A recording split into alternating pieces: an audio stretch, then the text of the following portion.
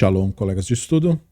Eu sou o Ben Zion, esse espaço é o nosso Beit Midrash, e hoje nós daremos continuidade a mais uma de nossas séries por aqui, a playlist do Guia dos Perplexos, o Sefer Moreh Nevuchim de Rabbeinu Moshe Ben Maimon, Zecher Tzadik Akadosh Livracha. Nós havíamos começado o capítulo 44 na aula anterior, e nós nos dedicamos naquela aula a apresentar os conceitos deste capítulo em particular, mostrando que muitos capítulos como este, capítulos que textualmente são curtos, eles na verdade abarcam temas bastante complexos que estão nele compactados. E na medida em que nós avançamos no estudo do guia, temos que desenvolver esta capacidade de, digamos, desempacotar as informações que estão nele.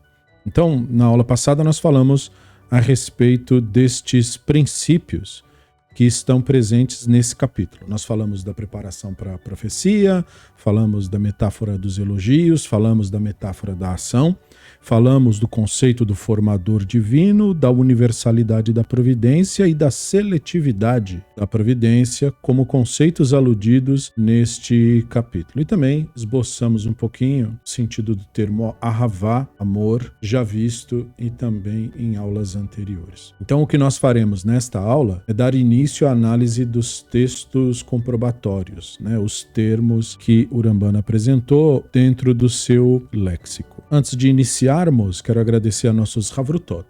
Nossos Havrutot são as pessoas que colaboram com o Beit Midrash Livre para que ele exista, e é graças a estas pessoas que nós estamos aqui, não só hoje, mas há muitos anos, nos dedicando a investigar e estudar a tradição judaica clássica. Tzidikul mitzvah, Yavarechei Hashem ve'ishmerei, todo aquele que voluntariamente se tornou parte do Beit Midrash e colabora para a sua existência. Muito obrigado. E a você que é novo no canal, esse espaço é um espaço para estudo da tradição judaica com um olhar racionalista. Nós nos dedicamos ao estudo de obras especificamente por aqui. Então, se você é convidado, se você gosta desse tipo de conteúdo, é se inscrever no nosso espaço. E seja como for, se você está vendo esse vídeo, não deixe de deixar o seu like, porque isso ajuda a promover o vídeo.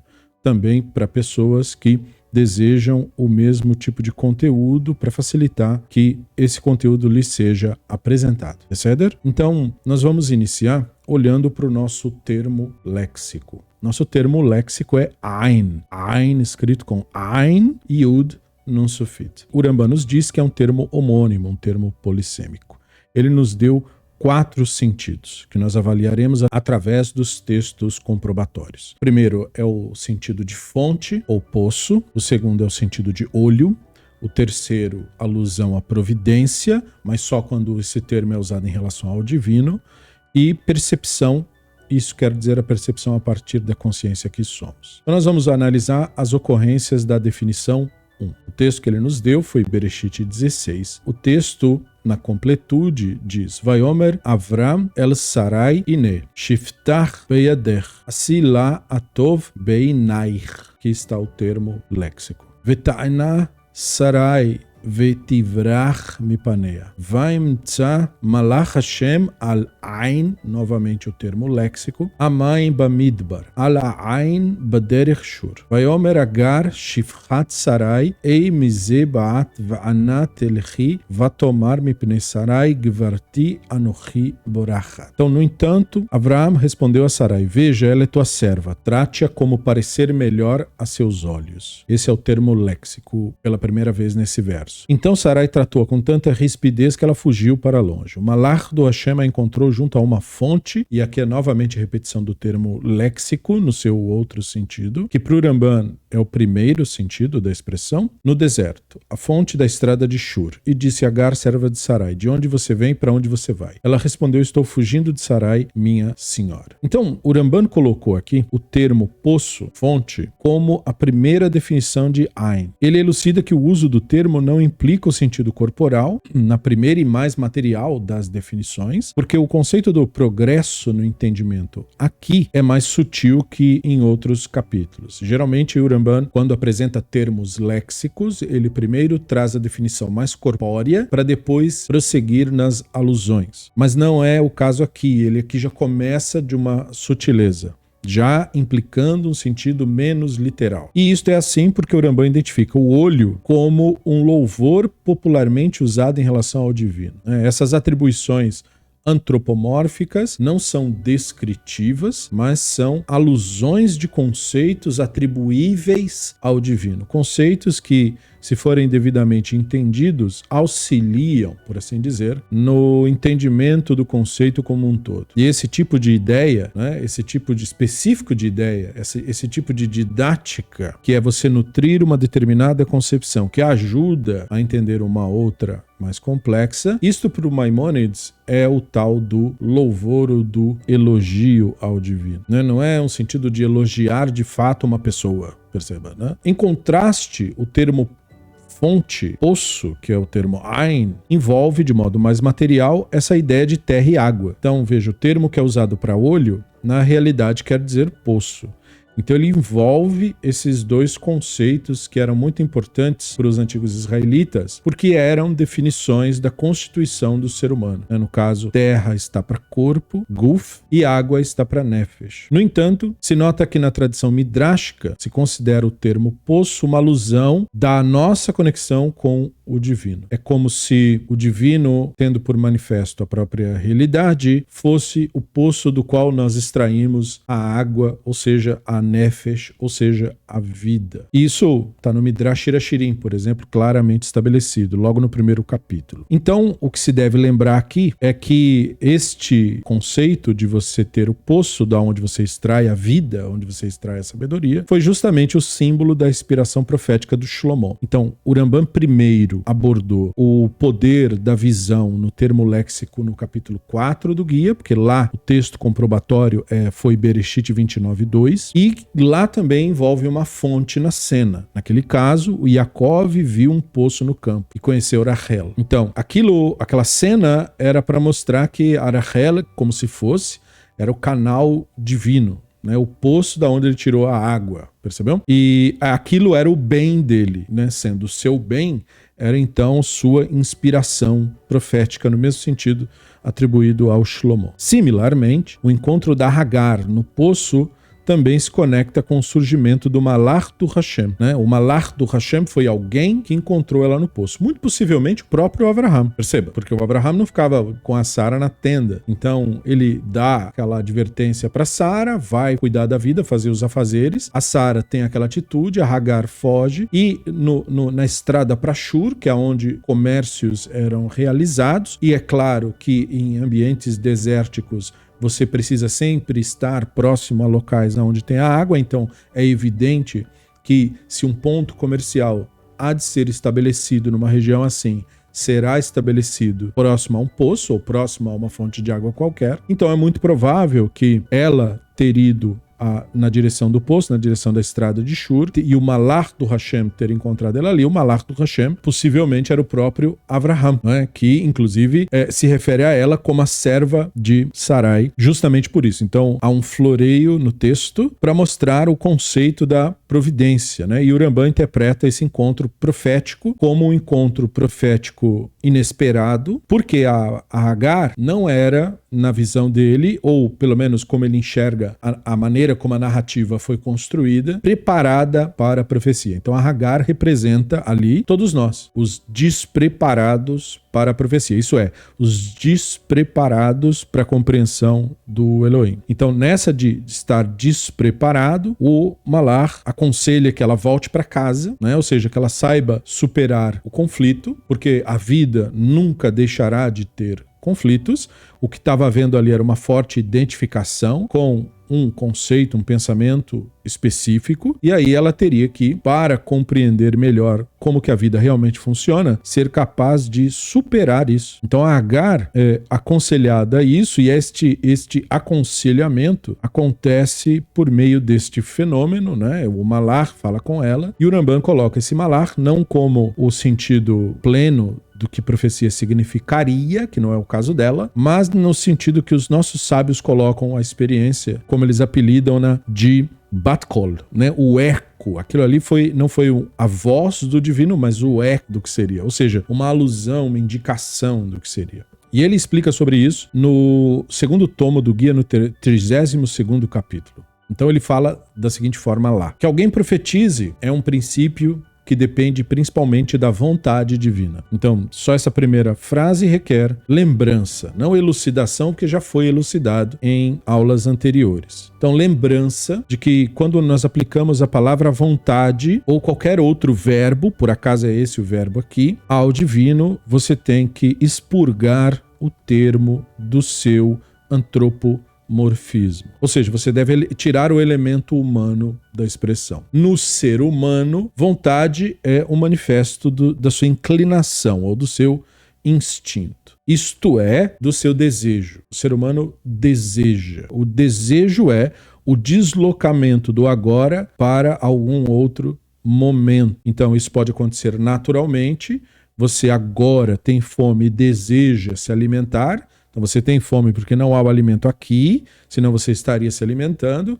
Então você se desloca daqui para lá porque você quer ir para onde o alimento está. Então o desejo nesse processo é o desejo por algo que é concreto. Na maior parte dos casos, porém, o desejo está para aquilo que é fictício. Isto é, você está sob uma circunstância e você desejaria que essa circunstância não fosse o que ela é. Então, como você está trabalhando a partir da ilusão, rejeitar a realidade, imaginando que aquilo que você pensa é melhor do que a realidade que você experimenta, então, movido por esta vontade, você toma atitudes para tentar buscar a realização desse sonho ou desta ficção. Então, a vontade em nós é desejo por aquilo que imaginamos que nos falta. Quando você expressa isso, então você expressa a sua vontade. No caso do divino, não tem nada que ver com isso, porque o divino não tem a falta. Não tendo a falta, não tem o desejo. E não tendo o desejo, não tem a inclinação ou a vontade. Então, quando nós usamos a palavra vontade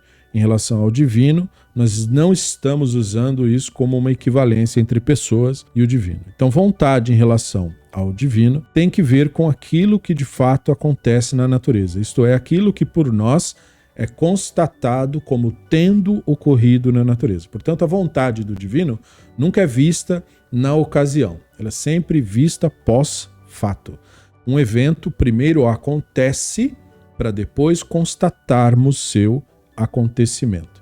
Então aqui também funciona da exata mesma forma. A vontade do divino é aquilo que de fato aconteceu, aquilo que se plasmou na realidade. Então, ele diz, que alguém profetize é um princípio que depende da vontade. Ou seja, nós só sabemos da presença dessa experiência depois que ela acontece. Nunca antes, nunca previamente. Ninguém profetizará no sentido de que antes de acontecer você vai saber disso. Não. Sempre assim, profetizou, aconteceu, passou. E aí ele prossegue. Isso decide quando e em que momento. Ou seja, só depois que acontece é que você sabe quando aconteceu e em que momento aconteceu. E isso seleciona apenas o melhor e mais sábio. Ou seja, essa experiência apenas ocorre a pessoas intelectualmente preparadas, intelectualmente desenvolvidas. Consideramos que tolos e ignorantes são impróprios para esta distinção. Ou seja, uma pessoa embrutecida, emburrecida, ignorante no sentido de ignorar justamente sua própria presença no mundo, a consciência que é, essa pessoa não pode,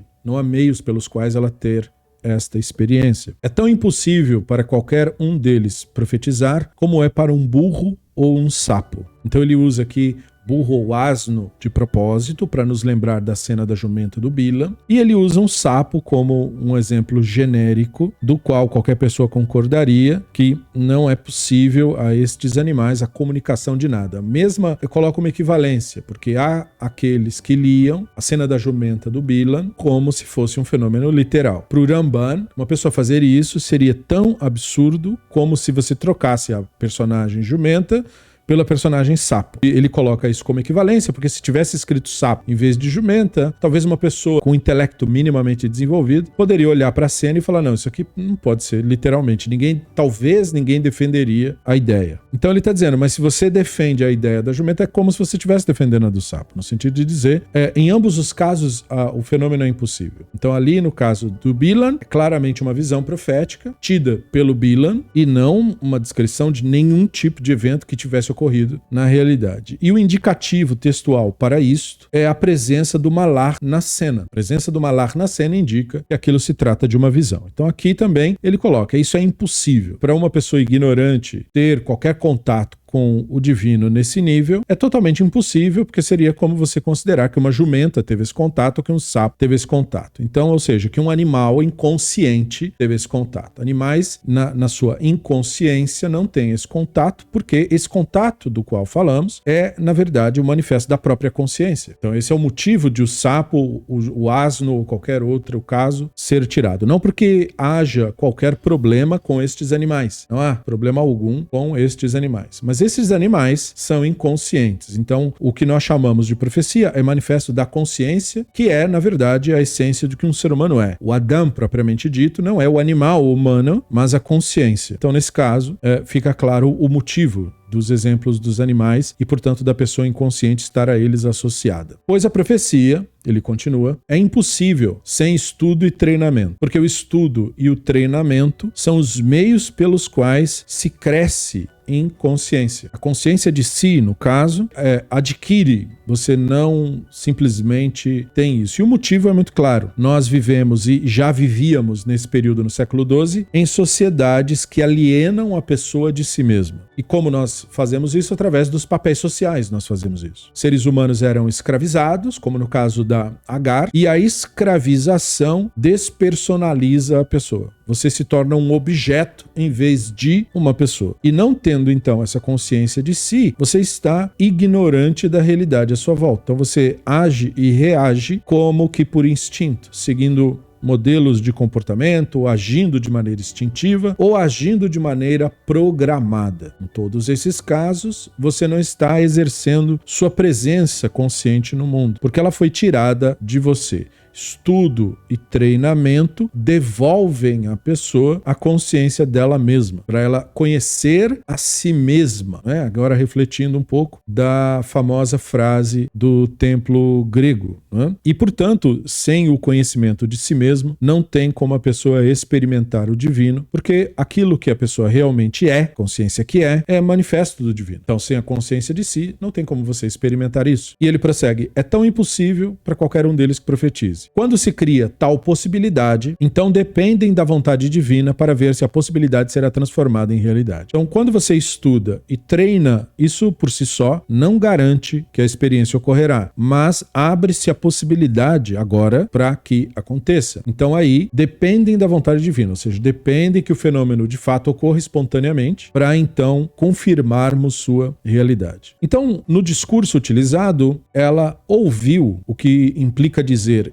imaginou, e o Rambam interpreta desse modo, porque ele usa a expressão shalab data, né? Então quer dizer, ele subiu ao entendimento, o que os sábios chamam de bat kol. Então isso é frequentemente mencionado pelos sábios na literatura talmúdica, e era assim que eles denominavam a experiência com o divino enquanto o seu preparo não está completo. Então no Talmud Tratado de Yoma 9b nos é dito sobre bat kol. Depois que os profetas posteriores, Hagai, Zaharia e Malachi, morreram, a inspiração divina partiu de Israel. Mas eles ainda se valem do bat kol. Então, o eco, né? Bat kol literalmente quer dizer filha da voz. Filha da voz é um eufemismo para eco. Isso não é profecia, mas sim uma forma menor de inspiração que ocorre em estados de silêncio interior, silêncio da mentalidade, do barulho mental. Mesmo para aqueles que não estão preparados intelectualmente para a experiência da profecia. Ou seja, mesmo para aqueles ainda que não descobriram experiencialmente quem são. Quem não experimentou a Neshama por si só, consciência que somos, porque para isso você deve silenciar a mentalidade, observando-a constantemente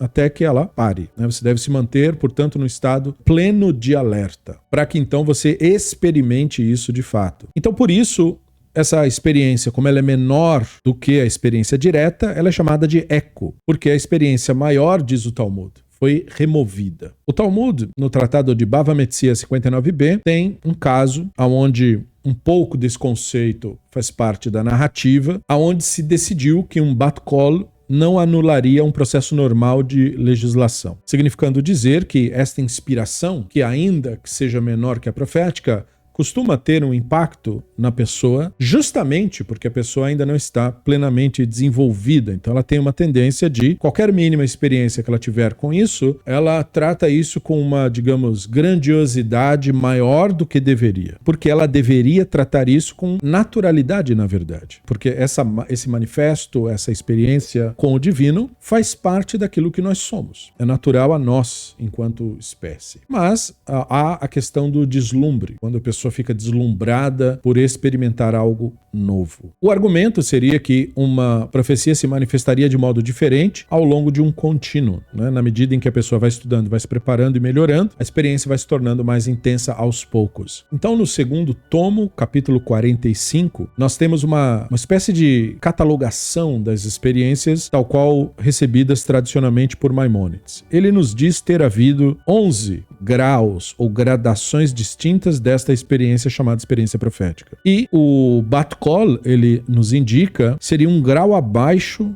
da primeira, digamos, experiência real daquilo que se considerou ser profecia, que é, na verdade, esse estado de despertar, que, portanto, ocorre em graus, né? Então, mesmo no primeiro estágio já é uma grande experiência, mas é só um dos estágios, dá para ir muito mais fundo nisso, 10 outros graus mais fundos, embora Maimônides afirme que, na verdade, ninguém tenha superado todos esses graus, o máximo que chega no penúltimo deles, que seria atribuído a Moshe e tal, a figura, portanto, lendária. E ali, então, ele enfatiza que o fato de Agar não ter sido profetiza, mostra que aquela experiência, o Malach que lhe diz as coisas que diz, era um Bat Kol. E esse Bat Kol, ali, portanto, ilustrado na figura do Malach que fala com ela, que provavelmente era o próprio Avraham, mas também pode ser uma outra personagem influenciada ou discípulo do Avraham ou algo parecido com isso, ciente das cenas internas ali ocorridas, mostra que, não obstante a isto, aquilo é uma experimentação da providência. E esta experimentação da providência seleciona indivíduos e, portanto, aquilo é visto como uma recompensa, por assim dizer, pela justiça, um reconhecimento das atitudes justas daquela pessoa. Então, ainda que Agar fosse, portanto, ali o arquétipo de todos nós, das pessoas despreparadas, ela estava apta para ter essa experiência inicial e, portanto, foi capaz de ouvir a orientação recebida e superar a dificuldade vivenciada de uma melhor forma. Muito bem. Dito isso, nós podemos ir para nossa segunda definição de Ain, agora no sentido de olho. Então, o nosso texto é de Shemot 21, versos 22 ao 24. O texto nos diz: Vechi natsu anashin venagfu isha hara vaitzeu yildea velo yeh ason enosh yanesh kasher yashit alav bala isha venatan beflilim goim asum yeh venatat nefesh tachat nefesh ain tachat ain. E aqui está o termo léxico. Shen tachat shen, yad tachat yad, regel tachat regel. Se pessoas estiverem brigando, uma delas ferir uma mulher grávida de modo tão severo que seu filho ainda não nascido morra, ainda que não haja outro dano, deverá ser penalizado. Ele deverá pagar a quantia a ser fixada pelo marido dessa mulher e confirmada por juízes. No entanto, se algum outro dano for causado, vocês darão vida por vida, olho por olho, dente por dente, mão por mão, pé por pé. Então, nota-se que este texto comprobatório foi uma escolha inteligente da parte do Rambam, porque o Rambam não tem interesse no termo Ain no sentido de olho físico. Os israelitas, com o conhecimento devido da tradição, reconheciam aqui que o termo olho não implica isso, não implica olho, literalmente. É muito importante fazer essa distinção. Muitas pessoas discutem, por exemplo, sobre o sentido literal de determinadas expressões dos nossos livros, quando, na verdade, isto é apenas um aspecto da análise do que foi dito. Mais importante do que saber o que foi dito, e é importante saber o que foi dito, é compreender como o que foi dito teve o seu impacto na vida das pessoas, através das quais nós, inclusive, recebemos o texto sobre o que foi dito. Como nós falamos em outras oportunidades, não há tradição sem os seres humanos que transmitiram essa tradição. E, portanto, a maneira como as pessoas reagiram ao que foi afirmado é o que importa para nós. Então, desta maneira, se nós tivéssemos esse texto e a seguir ou em outro momento na escritura, tivéssemos a exemplificação de como esse texto era entendido no passado, ou um caso em que um homem ou uma pessoa arranca os pés de uma e aí os pés desta pessoa também são arrancados, aí sim, mediante aquilo,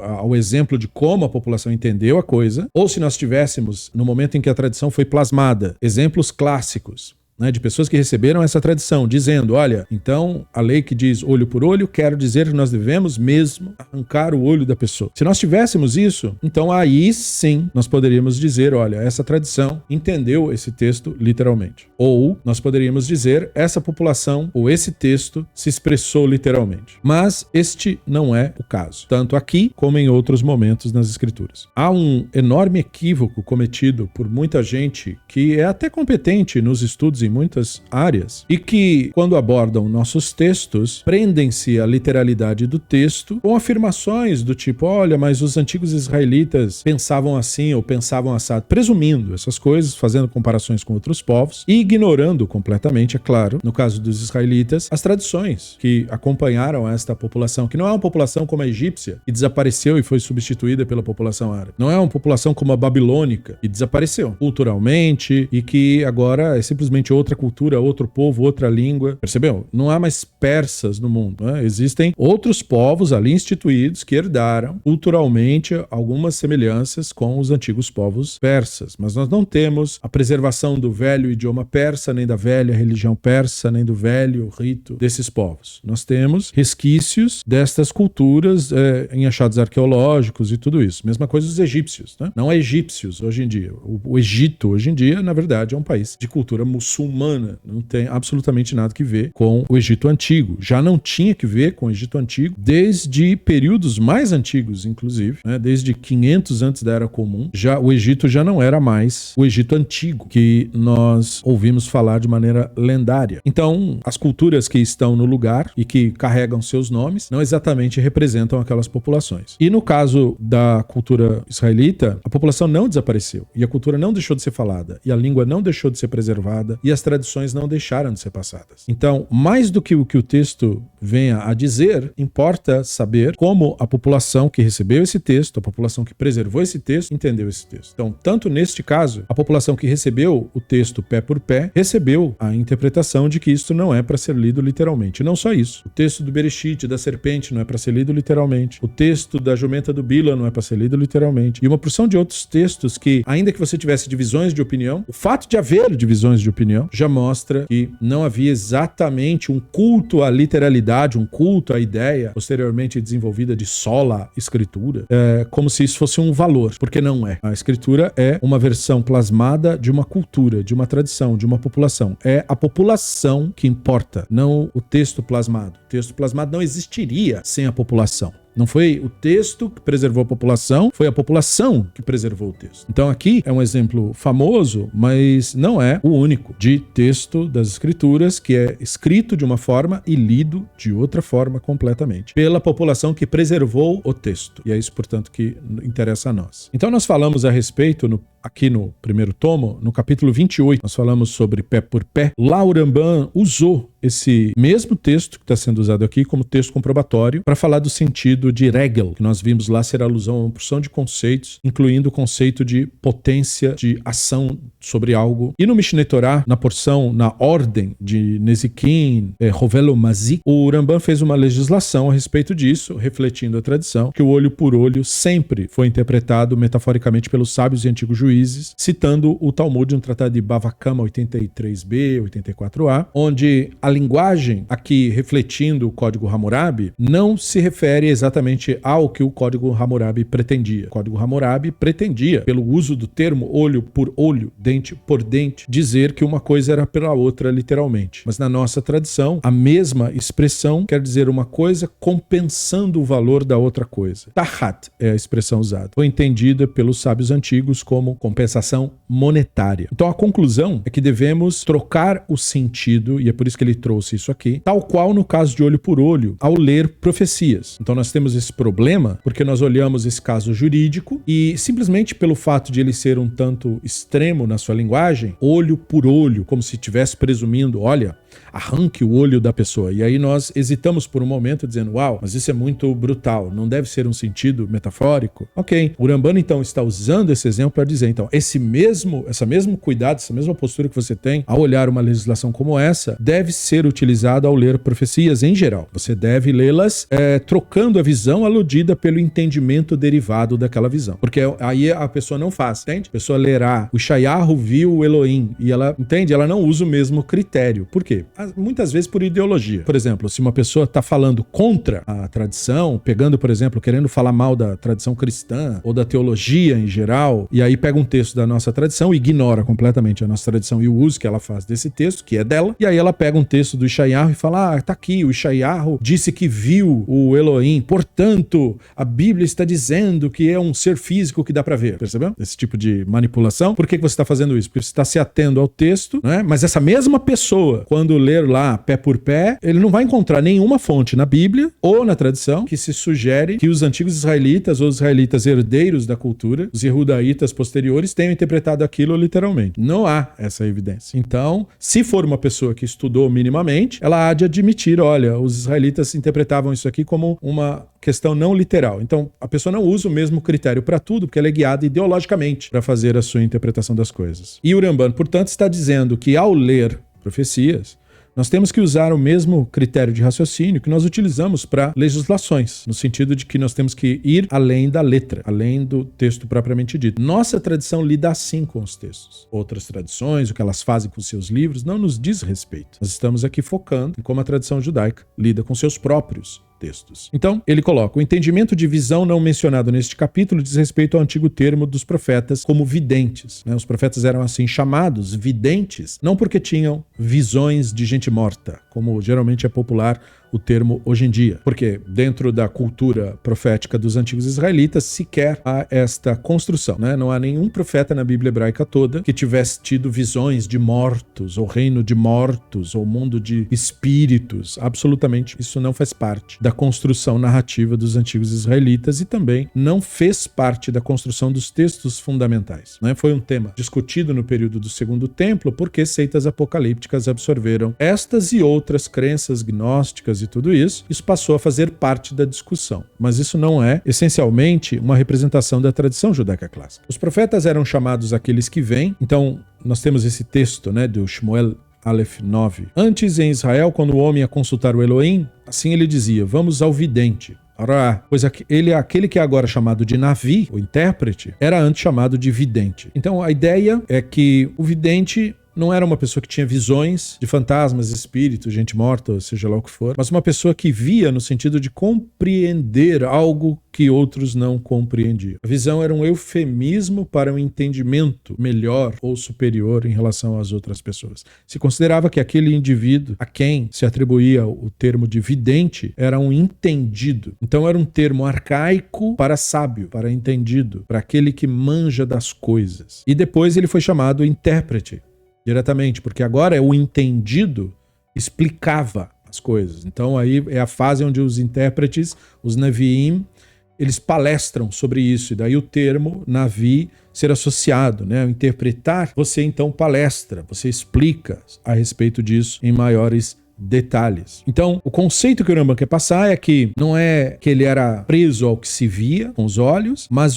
a visão do vidente era a visão profética. Visão profética, portanto, é uma compreensão. Ela, portanto, não ocorre fora, mas dentro. E essa visão profética ocorre por meio, ou é o próprio intelecto ativo. Visão profética, portanto, é assumir consciência, é despertar para a realidade de quem se verdadeiramente é. Ele não menciona esse sentido aqui, textualmente, porque isso distrai do foco, como ele mesmo diz, ele ainda está para falar da providência, ele está colocando os blocos de construção conceituais para falar de providência posterior. Aqui o foco, portanto, da nossa atenção deve ser no doador da dispensação providencial, o conceito de que o divino, plasmado na realidade, é o meio pelo qual a experiência é tida, a experiência profética é tida por meio daquilo que verdadeiramente somos, vamos chamar o intelecto ativo, consciência. Então esta foi a segunda das definições. Vamos à terceira definição de Ain, que agora tem o sentido de providência. Texto comprobatório é Irmiyahu 39,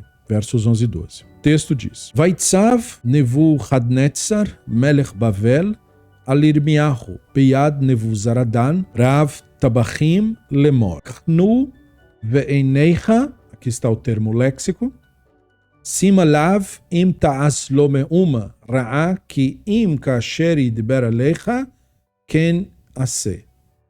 Então, o Nebuchadnezzar, rei da Babilônia, deu ordem acerca de Yirmiyahu a Nebuzaradan, capitão da guarda, dizendo: tome-o, se referindo ao Yirmiyahu, e olhe bem para ele. Literalmente é isso que está dito. E não lhe faça mal algum, mas faça a ele como ele te disser. Então o Rambano usa esse texto comprobatório para estender o sentido do termo olho, ain, ali no caso conjugado, é neiha, né, o teu olho, a ideia de cuidados providenciais. O texto, obviamente, não disse para que a ordem do Nebuchadnezzar por Nebuzaradan era ficar olhando para ele o dia inteiro. Veja, obviamente não é isso.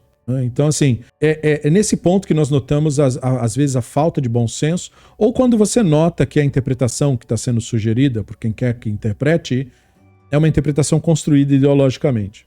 Porque num texto como esse, ela não hesitará em não ler literalmente, porque lhe parecerá óbvio, e porque ela não está fazendo um uso ideológico dessa expressão.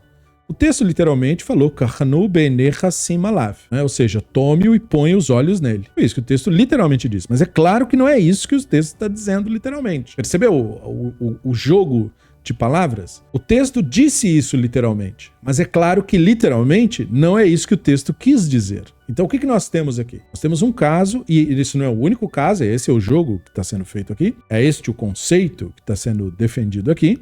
Este não é o único caso em que a Escritura está literalmente falando algo que você deve ser capaz de entender literalmente e, ao mesmo tempo em que faz isso, deve saber que não é isso. Está aludindo a uma outra coisa, porque não pode ser isso, entende? A língua hebraica, ela é construída desta maneira. A língua bíblica é construída usando determinadas expressões que, se fossem literalizadas, seriam impossíveis. Isto é parte da cultura desta população. Então aqui, Nebuzaradan mantinha o seu olho em Yirmiyahu no sentido de que cuidava de Yirmiyahu. Cuidava da sua alimentação, cuidava de ele estar hidratado, cuidava de ele estar com roupas limpas, cuidava dele, percebeu? Não é que ele estivesse olhando para ele literalmente. O texto disse isso? Disse. Mas ninguém discorda de que não é isso. É isso que está escrito? É, mas não é isso. Percebeu? A mesma reação você deve ter com o começo do Sefer Bereshit.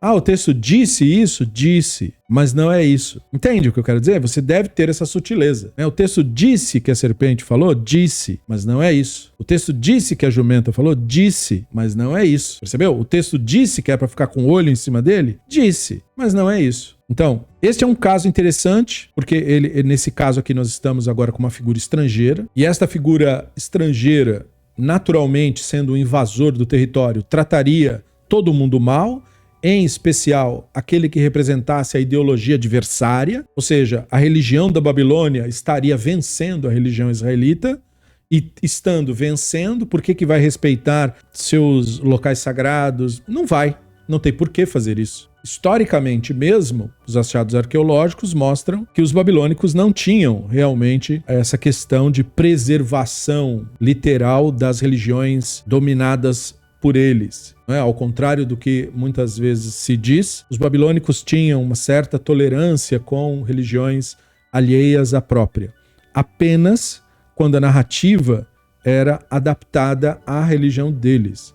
Não era exatamente o sentido de que os babilônicos respeitavam completa, eram inclusive democráticos.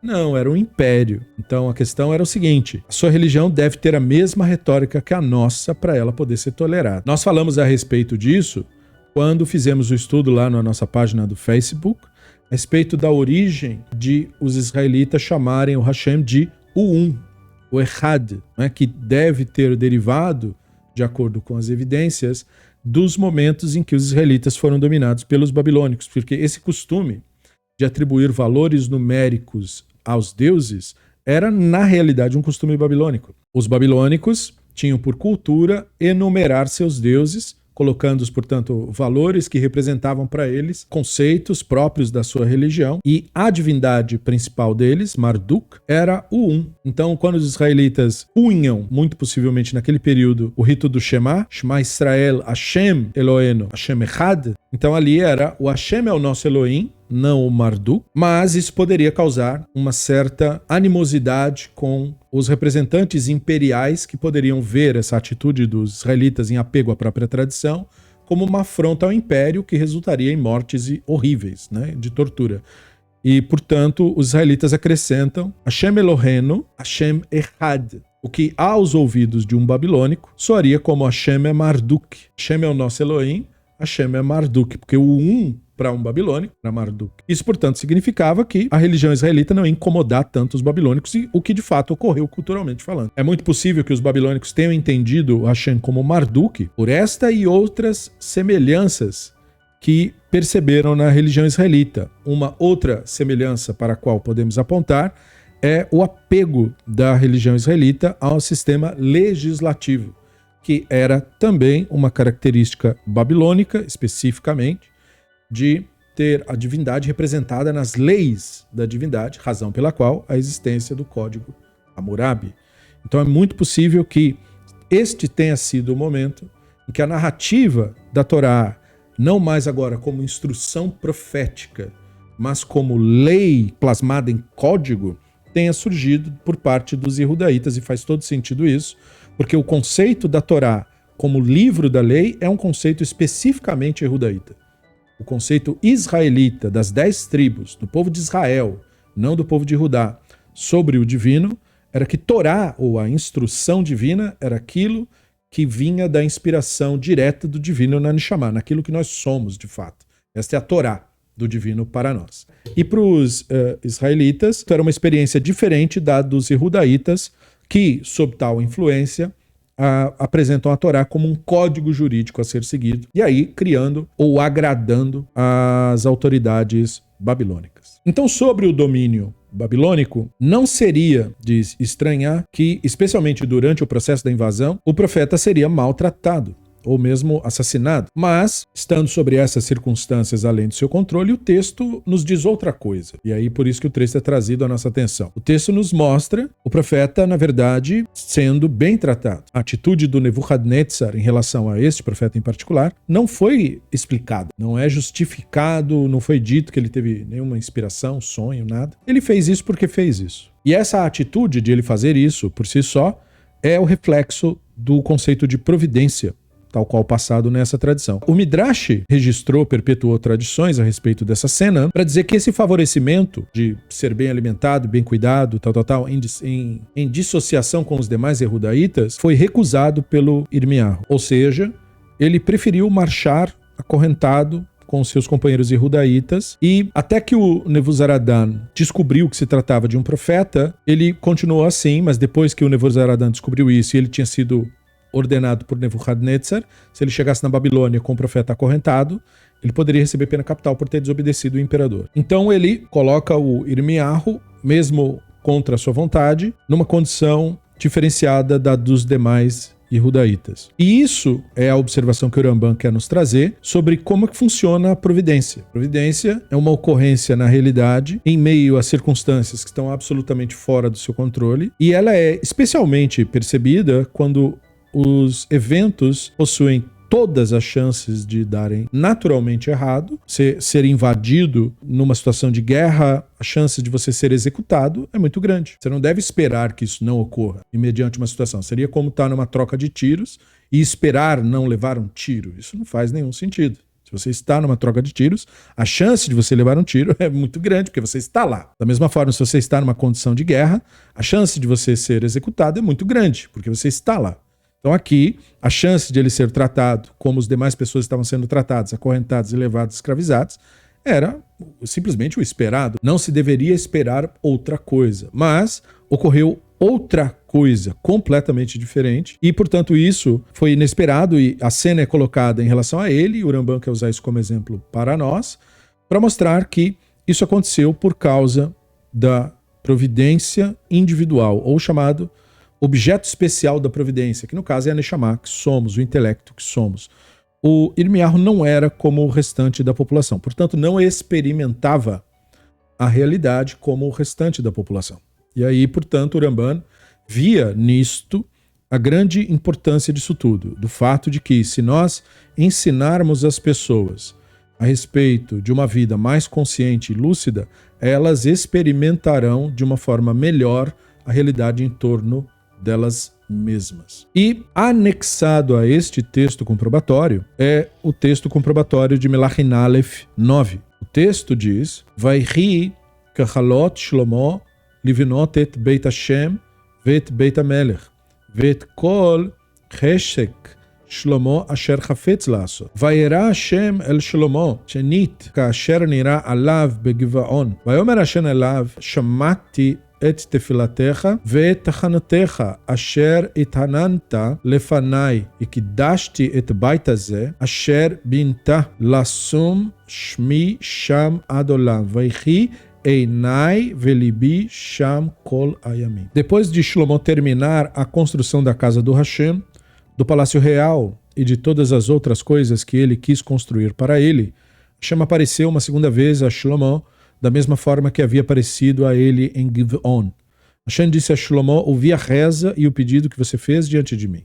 Estou consagrando este templo que você construiu e pondo nele o meu nome para todo sempre. Meus olhos e meu coração estarão para sempre ali. Então o Ramban aqui nota de novo que o termo léxico Ain, ali no Vayhiu Einai Velibi Sham Kol Hayamim, é usado em relação ao divino e, portanto, o sentido é sempre figurativo. Especificamente, essa passagem seria a extensão figurativa divina na expressão humana anterior sobre a providência da personagem Nebuzaradan. No Mishneh Torah, no Yesodei Torah 1.9, foi explicado que a frase olhos do Hashem precisa ser compreendida metaforicamente, já que a nossa concepção do divino não tem forma ou cor, não é uma concepção mística. O termo surge de formas diferentes em cada visão profética, indicando uma experiência que está além do intelecto, ou seja, além do pensamento. O Ramban faz basicamente dois usos do termo intelecto: intelecto ativo e intelecto inativo. O intelecto inativo é o pensamento normal, é os processos hoje conhecidos como sinapses que ocorrem ao cérebro naturalmente. Estes processos de pensamento são espontâneos e também provocados por meio de substâncias químicas que nós ingerimos, tanto quando nos alimentamos normalmente, como quando estamos sujeitos a medicações e coisas do tipo. Agora, o intelecto, como manifesto do divino, é outro fenômeno, que é o fenômeno da consciência, que é a capacidade de perceber o pensamento, a percepção. E neste outro caso,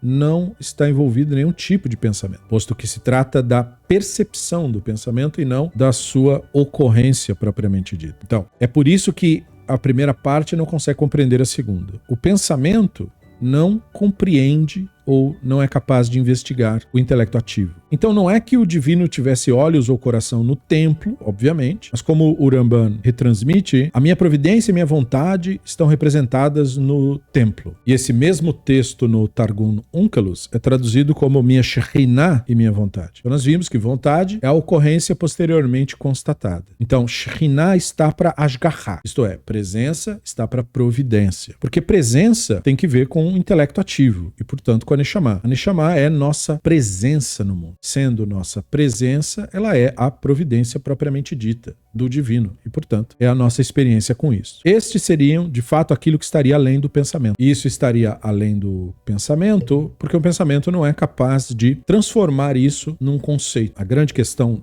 do pensamento é que o pensamento cria imagens a respeito daquilo que investiga. Isto, a percepção do próprio pensamento, não é algo do que se pode criar nenhum tipo de imagem. É por essa razão que o pensamento não é capaz de contemplar isso. Quando então as pessoas alinham o seu intelecto ativo com o divino, isto é, com a realidade, né? Ou seja, como é que você faz isso na prática? Focando sua atenção no instante, no presente momento. Então, percebem, e agora profeticamente, ou seja, pela consciência que somos, a forma arquitetônica no templo. Ou seja, o templo não é mais simplesmente as paredes, o teto, o chão, o lugar físico ou a localização geográfica, mas tudo o que foi necessário para que aquilo exista. Os conceitos ali relacionados, a arquitetura dele, conhecimento ali imbuído, a matemática ali imbuída. E Desta forma, quando você acessa aquilo por meio do conhecimento daquilo, a construção do templo ocorre na própria pessoa, porque o templo é construído com conhecimento. O templo, essencialmente, é uma construção a partir do conhecimento.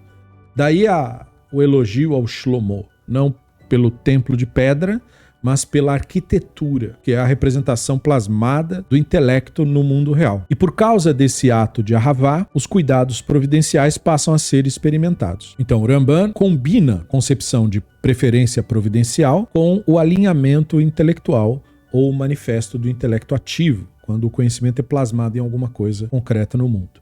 O templo aqui é associado com Shlomo, porque no Midrash ele é uma personagem com conceitos ligados a traçar conhecimento oculto, poços proféticos do Shlomo, né? Aquelas metáforas do Michelet, que o sábio tira a água do poço, entendeu? Ele tem uma corda, ele mesmo puxa o conhecimento lá do fundo. Então o que é esse conhecimento oculto? A arquitetura, matemática, a geometria, a capacidade de você olhar os objetos para além dos objetos. Entende? Quando você é arquiteto, pedra não é só pedra. Entende? Terra não é só terra.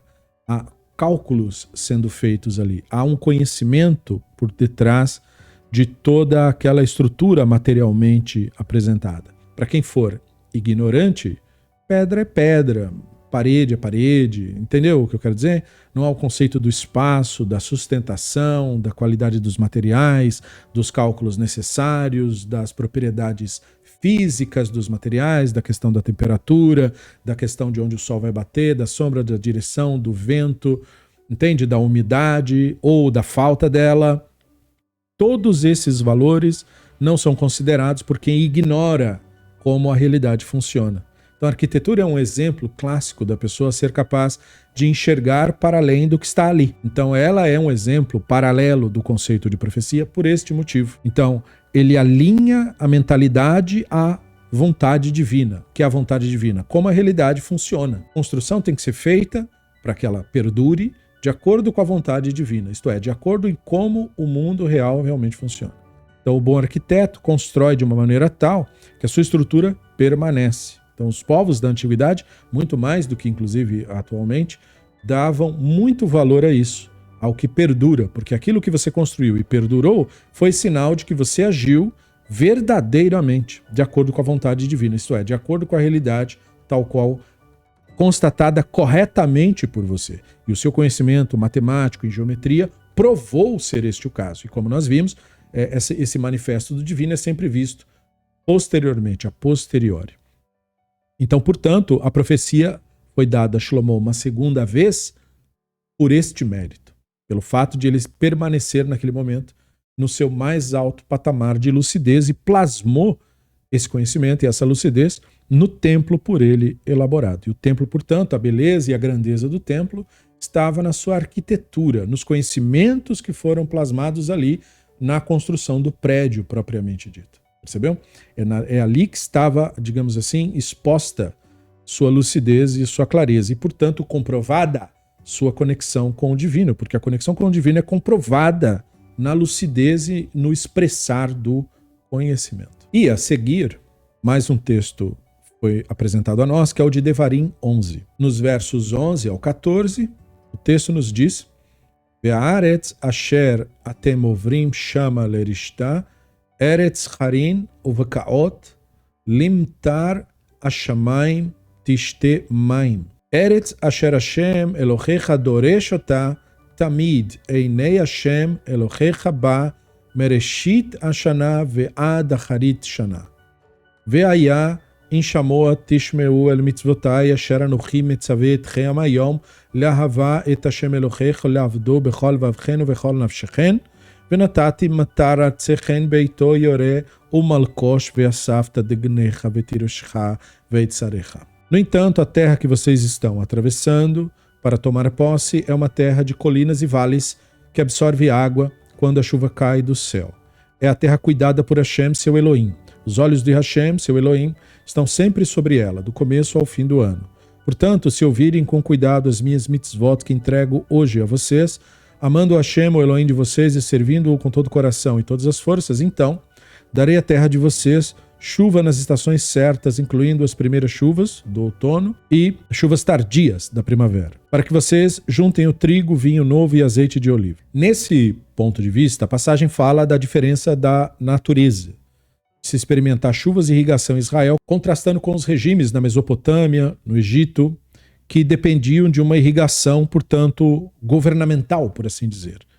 Naqueles reinos, o faraó tinha um controle absoluto da população, ou no caso da Mesopotâmia, porque a irrigação das plantações, portanto, o próprio ato de se prover água para a população, era totalmente controlado pelo governo. Caso um vilarejo ou uma área caísse na desgraça do governo, ele simplesmente cortava a irrigação e proibia o acesso à água para aquelas pessoas. E elas não teriam nenhuma outra opção a não ser sair dali ou morrer ali. No caso de Israel, então, a água, portanto, esse bem extremamente precioso, era proporcionado pelo divino, entende? Por isso o texto enfatizar, olha, é o divino que concede água a vocês, não é um governo aqui. Percebeu a ideia? E a passagem estende, portanto, a concepção do texto comprobatório anterior. O Ramban passa a concepção da providência especial, né, para aqueles que celebram o divino em Ahavá, para falar da providência seletiva, falando da terra de Israel como exemplo disso. A regra seria que, ao falar da recompensa da devoção com a chuva, se justifica falar da punição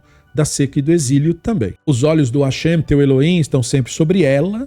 O sentido é dizer, sempre ocorrem novos decretos na natureza, às vezes bons e às vezes maus. Então isso é uma conclusão da qual o próprio Talmud, no Tratado de Rosh Hashanah 17b, tirou, né? Ou seja, o conceito do divino não é como popularizado no misticismo, a ideia do gênio da lâmpada, que se eu souber as palavras mágicas certas, faz o benefício e apenas o benefício para mim. Não, o divino era entendido como manifesto da natureza mesmo. E na natureza pode ter chuva e, portanto, suas plantas e animais vão ser proporcionados aí com a devida hidratação, mas também pode ter tempestade. E aí construções podem ser destruídas e pessoas podem morrer. E estas duas manifestações são manifestações da mesma natureza e, portanto, manifestações do divino. A conexão, então, entre a consciência e a providência é trazida em foco exatamente nisso. Quando você anda no mundo, você anda na incerteza. Você não controla o divino, você não controla a realidade.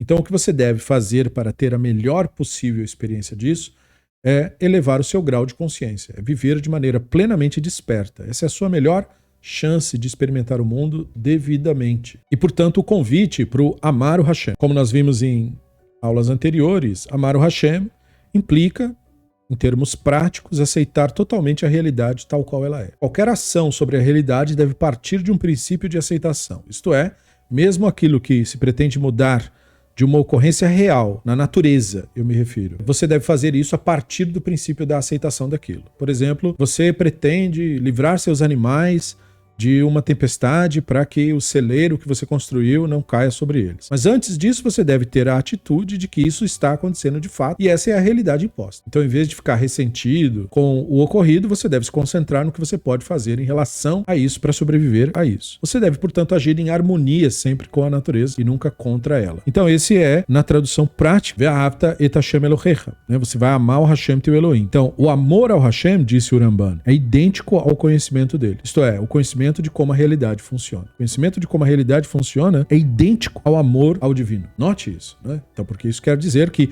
quando você tem conhecimento de por que as coisas acontecem, você não se ressente quando elas acontecem. Você toma as atitudes de acordo, percebeu? Você não age contra o rio quando o rio transborda. Você age de acordo, né? No sentido de que ou você constrói mais longe para que aquilo não aconteça, ou você põe o pé direito da residência mais alto para que a água não invada a casa, enfim, você toma atitudes com conhecimento e de acordo com a realidade. Você não se ressente com ela, isso não deveria acontecer. Não, porque não deveria. Não é o seu mundo, não é o seu planeta, você acabou de chegar, né? Então, assim, Ve'ahavta et Hashem Elohecha. Você vai agir em relação ao divino com amor, com plena aceitação das coisas como elas são. E agir a partir disso, a partir dessa constatação. Esse amor só vai acontecer se você tiver realmente conhecimento de como o mundo funciona. Se você tiver uma versão fictícia, fantasiosa de como o mundo realmente funciona, você vai entrar em confusão. porque a sua fantasia não será corroborada pela natureza. Você não terá uma visão do divino adequada, justa e correta. Você terá uma visão delirante e a partir disso você não terá o contexto adequado para você julgar o que está acontecendo devidamente. Então é por esse motivo que o serviço divino é ordenado nessas palavras, portanto ele tem que ser precedido pelo amor ao divino. Não tem como haver o serviço ao divino sem o amor ao divino. Sem você aceitar a realidade como ela é, você não poderá agir de maneira sábia. Então os nossos sábios nos indicaram que isso é o chamado serviço do coração. Ou seja, veja, o coração é o pensamento, é o eufemismo do pensamento. Então o pensamento deve ser sujeito a este entendimento, deve ser posto em serviço. Do que se conclui que o Adam concentra os seus pensamentos no intelecto primordial e é absorvido por isso, tanto quanto possível. Assim são as palavras do Ramban a respeito disso, que ilustram bem como é que funciona. O fenômeno do pensamento é indisciplinado, é um instinto da natureza. Sendo um instinto da natureza, precisa ser domado, precisa ser controlado pelo ser humano de fato, que é a consciência que somos. Então, o nosso instinto animal são nossos pensamentos e a consciência que somos é o disciplinador, o domador deste animal. E o objetivo é que o Adam controle o animal, tanto para que o animal exerça a sua função devidamente na civilização construída pelo Adão. A seguir, nós temos a quarta definição dada pelo Ramban de Ain. Ain agora como percepção mental. Então essa visão foi colocada no texto comprobatório de Malachim Bet 19, dos versos 15 ao 19. Então o texto nos diz: Vaitpalel Hizkiyahu lifnei Hashem, vayomer Hashem Elohai Israel, Yoshev Keruvin, Ta'u Elohim levadecha lechol mamlechot haaretz, ata asita et hashamayim ve'et haaretz, ete Hashem oznecha, ushma pekach Hashem einecha uree, ushma et divrei Sanheriv, asher salchu lecharef Elohim chai. Amna Hashem achrivu, malchei Ashur, et goim ve'et artsam, venatnu et Eloheichen ba'esh כי לא אלוהים המה, כי אין מעשה ידי אדם, עץ ואבן יעבדון. ועתה השם אלוהינו, הוריש נא מידי וידעו כל ממלכות הארץ, que אתה השם אלוהי לבדך. Hizkiyahu fez, na presença do Hashem, a seguinte reza: Hashem, Elohim de Israel, que habita entre os cruvim. Somente você é o Elohim de todos os reinos da terra. Você fez os céus e a terra. Volta teus ouvidos, Hashem, escuta. Abra teus olhos, veja. Ouça as palavras que Sanheriv enviou para insultar o Elohim vivo. É verdade, Hashem, que os reis de Ashur fizeram das nações e suas terras um deserto e têm lançado o Elohim deles no fogo. Porque eles não eram Elohim, simplesmente eram produto das mãos das pessoas, madeira e pedra. É por isso que eles puderam destruí-los. Agora, pois, Hashem, o nosso Elohim, por favor, nos salve do seu poder, para que todos os reinos da terra saibam que você é Hashem, Elohim, somente você. Então esse é aquele famoso texto da tentativa do Sanheriv da invasão de Jerusalém, que, afinal das contas, não aconteceu, tanto do ponto de vista da Bíblia hebraica, que afirma que não aconteceu, quanto dos próprios textos encontrados a posteriori em achados arqueológicos do Sanheriv, que ele confirma que não aconteceu. Por razões, é claro, no texto dele ele diz que é porque ele não quis. E aqui é dito que é porque ele foi impedido de fato. E existem versões que confirmam que ele de fato foi impedido e não porque ele não quis, que houve uma praga entre os seus soldados, morreu muita gente e por isso ele foi obrigado a recuar, confirmando, portanto, pelo menos em parte, a narrativa. O Ramban já tinha dito que quando os termos visão, né, Ra'á, e o outro termo para visão, que é Hazá, isso no capítulo 4 do guia, fossem associados com Ain, combinação denotaria percepção mental em vez de visão literal. No entanto, esta não é uma reza para o divino ver,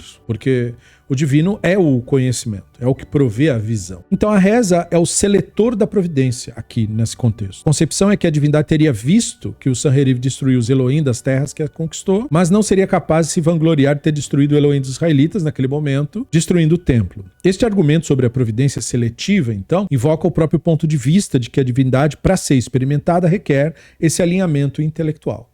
E esse alinhamento intelectual, por exemplo, não havia no período do Segundo Templo. Portanto, não era de se esperar tal fenômeno no período do Segundo Templo. Pelo contrário, até, como de fato ocorreu. Então nós temos um comentário extra do Schwartz e também do Ibn Shmuel que atribuíram este fragmento a um verso diferente, que é um verso de Daniel 9:18. O texto do Daniel 9,18 diz: ó meu Elohim, inclina teus ouvidos, ouve, abre teus olhos, veja as nossas desolações, a cidade que se chama pelo teu nome, porque não apresentamos nossas súplicas perante você por nossa justiça, mas pela tua grande misericórdia. Porque eles fizeram uma associação distinta. Porque o Rambam não cita o texto inteiro e também não cita a fonte, dizendo, ó, tá escrito no capítulo tal. Ele só cita a cláusula. E por acaso, a cláusula que ele citou consta nesses dois textos. Só que entre os pesquisadores das obras do Rambam, em geral, eles são os únicos que fazem essa afirmação. Shlomo Panis não faz, outros pesquisadores não fazem. Então o texto, provavelmente, que estava em mente no Rambam era Melachim Bet mesmo. Poderia também ser utilizado Daniel, mas provavelmente não era. E eles podem ter sido levados a essa conclusão, porque o texto comprobatório não é idêntico ao texto do Melachim Bet 19 e 16, uma observação feita pelo Kafir. E o fragmento aparece novamente no capítulo 45 e no 46 em contextos parecidos. Mas seja como for, o nosso texto é uma comparação da mesma ideia de providência experimentada historicamente. O Rambam gosta muito de usar esse texto do Melachim Bet 19 como exemplo de que providência, no sentido desta tradição, não diz respeito a uma coisa que você acredita, mas diz respeito a algo que você de fato experimenta, como ali.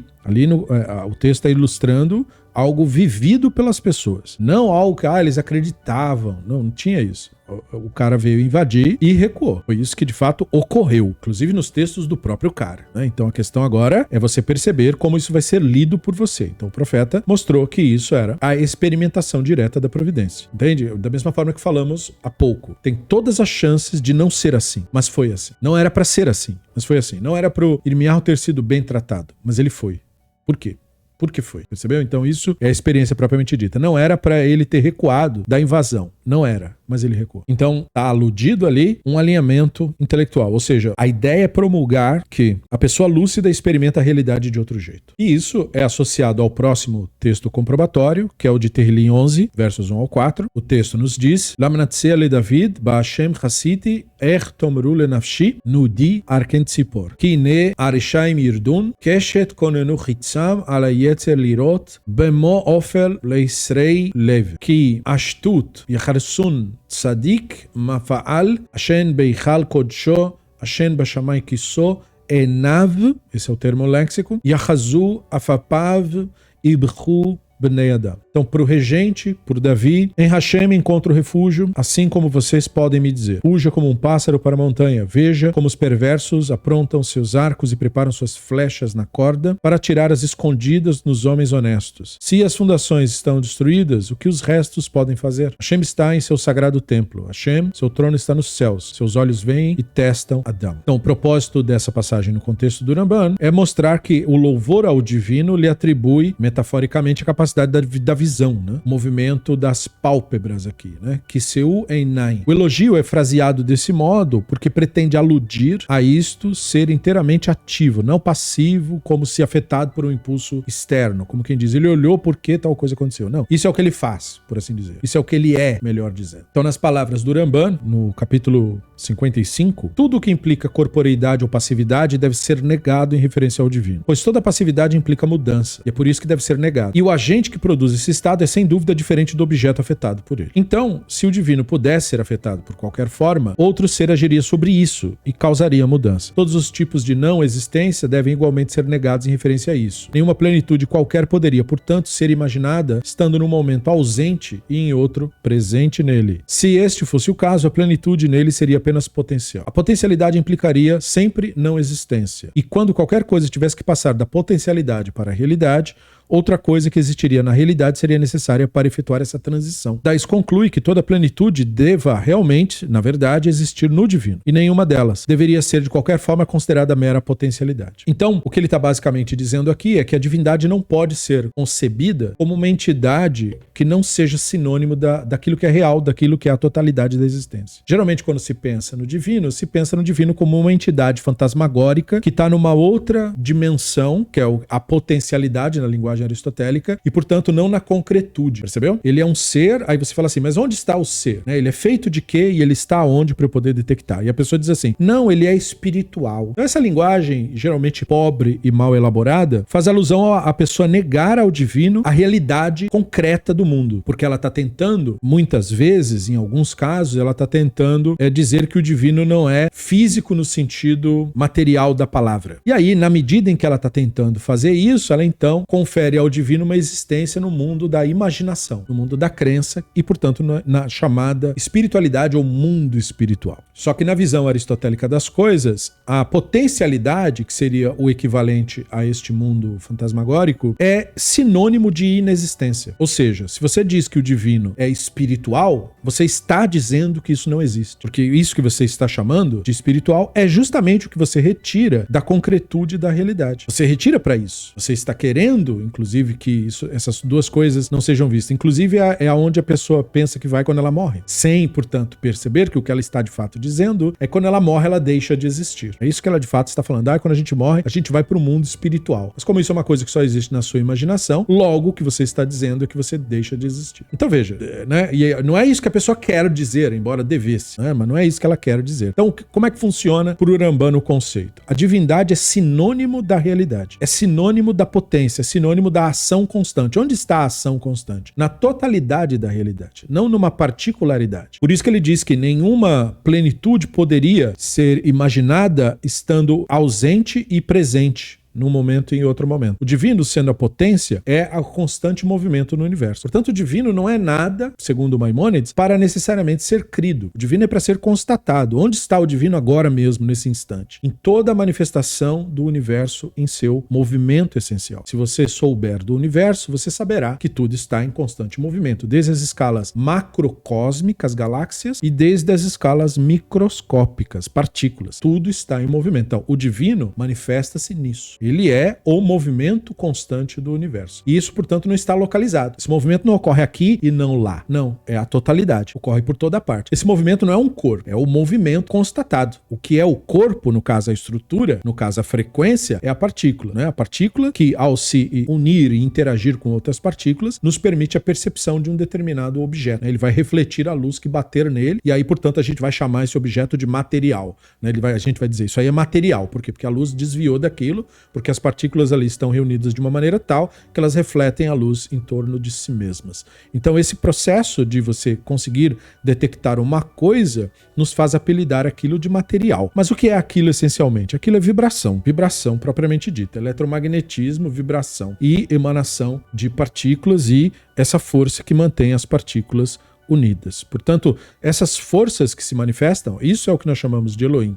Percebeu? Então Elohim não é uma entidade, Elohim não é um espírito, Elohim não é um fantasma, não existem mundos fantasmagóricos, não existem mundos espirituais, que seria a potencialidade. Potencialidade é a mesma coisa de não existência. Ou seja, mundo espiritual é a mesma coisa de não existência. Não há nenhum outro mundo a não ser este mundo. Não há nenhuma outra realidade a não ser a realidade manifesta. Você não pode falar de uma outra realidade, porque você não experimenta nenhuma outra realidade a não ser a realidade que você está. Você pode imaginar isso, mas isso que você disser ou fizer para parte do mundo da imaginação. O mundo da imaginação não é o real. Então, o conceito trazido pelo Urambano é que você nega ao divino corporeidade e passividade no sentido de que você nega ao divino materialidade objetiva. Ou seja, você nega ao divino que um objeto específico é o que constitui o divino. Não, o divino é a totalidade. Por isso, é só dessa forma que a plenitude pode ser atribuída ao divino. A completude pode ser atribuída ao divino. Então, o divino é a totalidade da realidade propriamente dita. Então, essa, como ele fala no final, a plenitude deve existir no divino, né? Entende? No divino, ou seja, é sinônimo da mesma coisa. E nenhuma delas deveria ser, de qualquer forma, mera potencialidade. Então não há nada em potencial ou no espiritual em relação ao divino. Não tem nada disso. O divino não se manifesta em nenhum mundo imaginário. O resultado do divino é a própria realidade dentro da qual estamos imersos. Então, esta é a última das análises dos textos comprobatórios. E nós,